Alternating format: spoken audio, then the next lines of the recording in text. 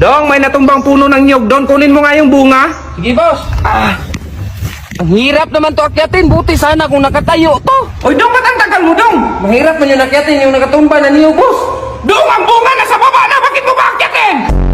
Ano yung niluto mo, Dong? Tuyo. Hala, kaliit naman yan. Palitan mo yan ng maliit na kawali. Sige, boss. Paano maluto yan, Dong? Kaliit na kawali mo. Sabi mo, boss, palitan ng maliit na kawali. Ano yung sabi mo, boss, na wala akong mararating? Bago tong sasakyan ko, boss. Oh? Oh, di ba? Ang ganda naman ng sasakyan ko. Susday, napainom mo na ba itong gamot ito? Hindi pa, boss! Kaya pala eh.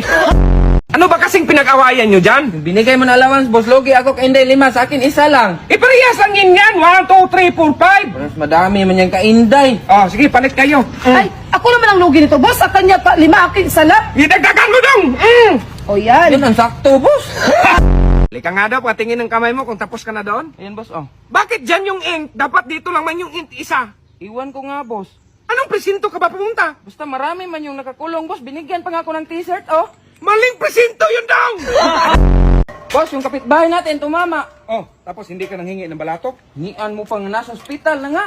Bakit saan ba tumama? Doon sa poste, boss. Nakakabahan ako, boss. First time ko kasi, tapos hindi pa ako nakapag-review. Kailangan pa bang mag-review niyan? Sabi ko nga sa'yo, pumili ng tama. Kung sino yung napusuan mo, yun ang guhitan mo. Nga, boss, sabi mo, pumili ng tama, kaya dapat akong mag-review niyan. May ABCD ba yan, boss? Ano to, exam?